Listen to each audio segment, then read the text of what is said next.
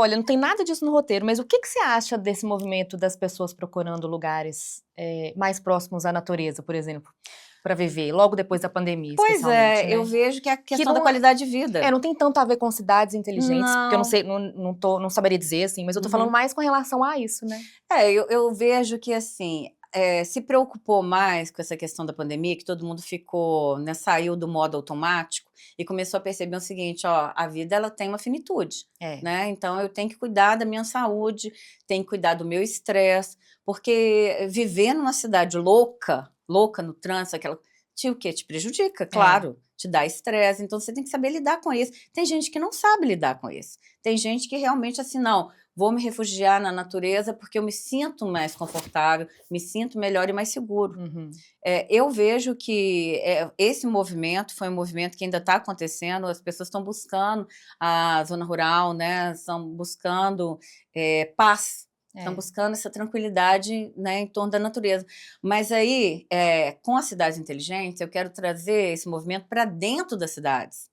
Né? Porque a gente não, para que não precise sair da cidade para ter Até porque essa também não cabe qualidade de todo vida. mundo, né, gente? Não cabe. Senão vai acontecer a mesma coisa, né? Só o Claro. ciclo. A gente já vai... São ciclos, exato. Então, quando a gente começa a trabalhar e entender, né, o que é realmente a cidade inteligente, a gente percebe que, assim, que a gente tem que mudar o automático e buscar mais tranquilidade, tem que fazer as coisas com mais agilidade. Então, o home office, né, a digitalização de todos os serviços, entendeu? Por exemplo, eu tenho um serviço burocrático, um serviço de prefeitura, ou IPTU, todos os seus dados têm que estar ali, você tem que ter acesso a isso, à internet, tem que ser uma maneira mais rápida, entendeu? De acessar, de informar, de pagar. Então, eu vejo que a gente tem que ter tempo, tem que ganhar tempo no nosso dia a dia. Com certeza. Porque tempo é a qualidade de vida que a gente tem que ter. Me conta uma coisa, a gente estava falando sobre o papel das mulheres, né, na engenharia e especificamente agora na área de saneamento. Como que você vê, qual que é a sua visão, assim, do papel das mulheres nessa área? Como que tá, assim, a participação das mulheres? Você tem muitas colegas mulheres? Não tenho. Nessa área de saneamento não tem muitas mulheres não, para te falar a verdade. Eu vejo assim, olha, a engenharia ela tem muitas frentes de trabalho, né? E você tem que se identificar com alguma delas. Você se identificou, aí você corre atrás e vai se especializar, né? Vai entender, vai entrar no mercado, vai ser funcionário, vai aprender, vai ter um mentor ali do seu lado, né? Eu tive mentoras, eu tive fontes de inspiração que eu falei assim, nossa, me inspirando nessa mulher aqui, porque são mulheres que eu falei assim, gente, que é isso, cargo de liderança, proativas, é isso que eu quero para mim, né? É tão bom, né, quando a gente consegue enxergar e aí a gente realmente, parece que algo nasce na gente, assim, né? A gente percebe que, olha, dá para chegar ali. Não, e outra coisa, você vê, é uma fonte de inspiração, eu tive 2 fontes de inspiração na Vale, né, na Vale do Rio Doce. Uma quando eu fiz, era trainee, a chefe do departamento era uma mulher, linda por sinal, assim, sabe, você via que ela era completa, era uma pessoa inteligente, era mãe, então assim, é isso que eu conseguia visualizar, né, naquela época eu era estagiária, eu falei, gente, consigo fazer tudo isso, né, e consigo, não sei se eu vou chegar no cargo dela, mas eu consigo liderar uma equipe e muito conciliar inspirador. com tudo, é inspirador demais. Aí agora, trabalhando recentemente, né, nesse desastre aí da Vale, que aconteceu, né? Você atuou no rompimento, né? Atuei no rompimento, atuei como fiscalização, né, como especialista para Master 1, para validar mesmo os projetos que estavam sendo feitos, para ver se estavam corretos, sobre saneamento, que eram projetos que eram desenvolvidos nos 187 municípios, né, que foram impactados pela catástrofe no rompimento, e que a gente conseguia ali dar o suporte técnico, orientar, ó, está construído correto, não está correto, então tem que revisar. Então, como eu tinha essa expertise na parte da estrutura, né, do concreto armado, e da parte ambiental e de saneamento, então eu conseguia conciliar essas duas essas duas gestões para fazer essa fiscalização desses processos. Então, a gente ia em loco, verificava o que estava, o município solicitava, né, a princípio, qual que era a demanda, Uhum. e a Vale providenciava os projetos para eles serem executados, né? E eu era a fiscalizadora que validava se o projeto estava correto ou não, porque são poucos especialistas, né? Eu acho que em toda a área são poucos especialistas, a É. gente não tem muitos especialistas, né?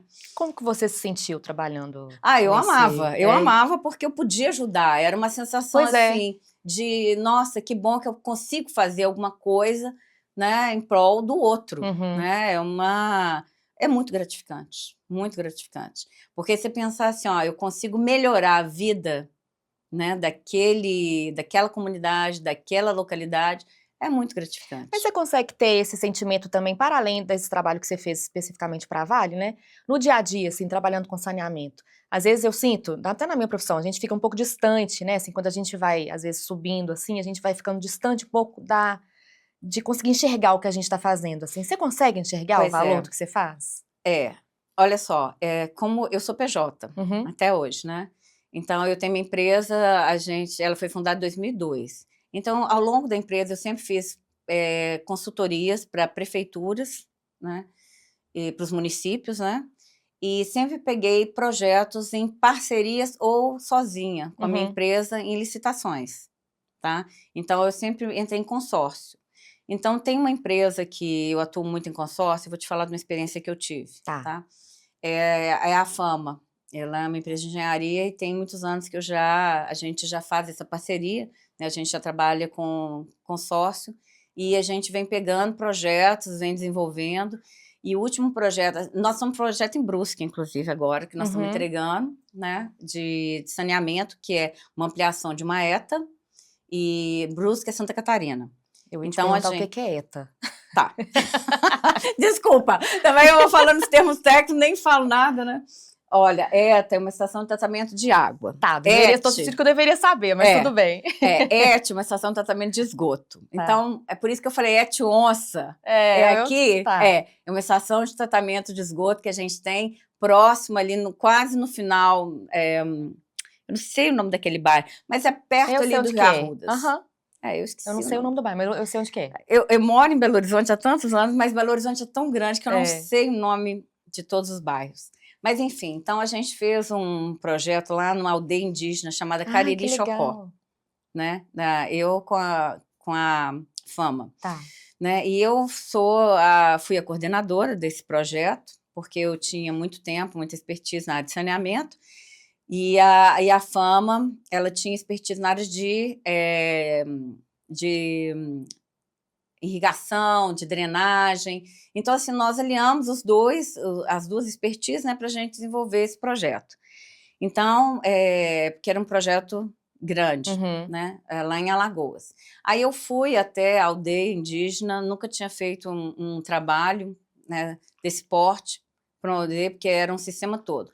Avaliei a questão do tratamento de água deles Hum. antes de sugerir um novo processo de tratamento. Para você ver como é que é a questão de saneamento, a gente sempre tem que pensar em manutenções, né. Eu acho que daria aqui talvez uns 3 podcasts Aham. para a gente ir contando tudo. Mas lá nessa aldeia indígena, ela é quase na foz ali de São Francisco com o mar, Cariri Chocó, ali a aldeia eu esqueci o nome da cidade. Deixa eu Bom, ver se mas tem aqui. depois quando eu lembrar, do nome da cidade eu te falo. Mas o nome da aldeia indígena era, Cariri Chocó. Tá. Aí eu estive lá e verifiquei que eles estavam captando diretamente do Rio São Francisco. Só que a água antes do Rio São Francisco, você podia fazer o tratamento simples de filtração, Hum. que atendia aos Uhum. padrões, aos parâmetros, né, não tinha muito coliforme fecal, não tinha nenhum problema. Só que no período depois, que o que vai acontecendo exatamente também acontece com o Rio São Francisco, que eutrofiza, que passa ele tem muitos bancos de areia, então no local de captação já não era apropriado, e o Ah, tipo tá. de tratamento para a água já não tratava mais apropriadamente. Então em um lugar um tipo funcionava, no outro lugar já não funcionava? Não, já não funcionava, porque lá, por exemplo, a água mudou. A água Uhum. não estava mais com as características antes que eles captavam. Tá. O projeto, geralmente, de saneamento é 20 anos, então já não tinha mais aquelas características, entendeu? Que que a simples filtração conseguiria tratar Entendi. a água para ela Sim. ser potável. E aí eu sugeri outro tipo de tratamento, que é o tratamento convencional, mas o tratamento que passa por outras etapas, que tem cloração também, mas que tem também adição de outros produtos, né, químicos, para melhorar o pH da água, estabilizar e fazer com que ela se tornasse potável para distribuir para a aldeia indígena, Uhum. né? Então isso foi um trabalho bem interessante, porque assim, eu não imaginava, tive restrições também, porque eu tinha que fazer um projeto, eu tive que fazer um projeto pensando num ponto de distribuição para a gravidade, lá no alto, no Uricuri, que era a aldeia de Cariri-Chocó, onde eles se reuniam, que era um lugar sagrado. Uhum. Então lá não podia ter uma distribuição de água, Ah, entendeu? sim. Então eu tinha que trabalhar dentro da cultura indígena. Você teve que adaptar o Sim, que, né, as ferramentas que você tinha ali, mas sim. considerando, né, Respeitando aquela área, uhum. impactando o menos possível, não podia mudar muita coisa, e eles já tinham um ponto ali onde eles já me orientaram onde é que eles queriam, então aquele ponto eu coloquei umas válvulas lá de redutoras de pressão, para que a gente conseguisse subir a água para aquele ponto e depois baixar, ela voltar e distribuir nas casinhas que eram próximas, entendeu? Tô pensando aqui que tem um lado bem criativo, né, nisso. Tem, Tem a ver com o que você falou de querer tem, fazer projeto, né, assim, tem. de realmente olhar uma situação específica, porque quando a gente às vezes de fora vê, a gente acaba achando que tem uma fórmula. Não, Não, né? não é, não é. Cada Não, lugar precisa de uma, de cada um. lugar é diferente. Cada lugar ele Que legal. precisa de uma situação diferente. Aí depois a gente pegou, pertinho ali conseguimos em outra licitação também, pegar Piaçabuçu. Uhum. Piaçabuçu é próximo o Cariri-Chocó. É uma cidade, não é aldeia indígena, mas lá o que que acontecia? A maré, quando voltava, né, quando estava maré alta, ela entrava bem no Rio São Francisco. Então, eles estavam usando águas mais salobra. E Tá. eles estavam querendo o quê? Uma melhoria na Uhum. qualidade da água. Então, aí já foi outro processo. Então, eu já considerei o quê? Sair da foz, né? Coloquei a captação mais a montante para a gente conseguir uma água e especificou outro tipo de tratamento também para eles, Uhum. né? Foi especificado. Mas já para sair também da água do mar, né? Da salinidade aí da água do mar. E Entendeu? nesse projeto da aldeia, que eu te fiz essa pergunta e você falou da aldeia, né? Então quer dizer que você sente que você conseguiu ver, né, o resultado assim do seu trabalho. Sim, porque Não que você não veja em outros lugares, né? Não, sim, Mas. é porque quando a gente trabalha com projetos de licitação, a gente acompanha desde o nascimento até a entrega final dos Uhum. processos. Então, assim, você vai à visita técnica, você verifica o local.